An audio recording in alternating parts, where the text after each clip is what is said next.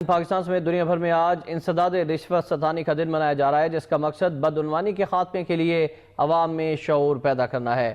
قوانین موجود ہونے کے باوجود بھی ادارے پاکستان میں کرپشن کے پھیلتے اس زہر کو کنٹرول کرنے میں ناکام نظر آتے ہیں۔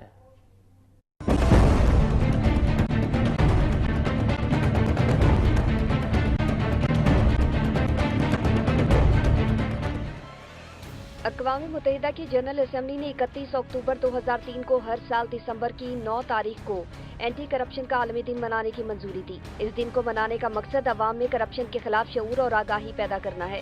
دہشت گردی، مہنگائی، لوڈ شیڈنگ سمیت تمام مسائل کی کڑیاں کہیں نہ کہیں بدعنوانی سے جا ملتی ہیں۔ ملک میں ٹیکس، کسٹم، محکمہ مال، پولیس، عدلیہ، تعلیم، صحت، غرض کوئی محکمہ بھی کرپشن کے شکنجے سے محفوظ نہیں۔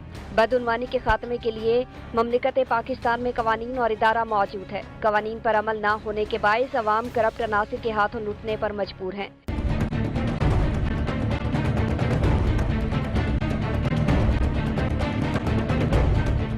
ترقی اور استحکام میں کرپشن سب سے بڑی رکاوٹ ہے۔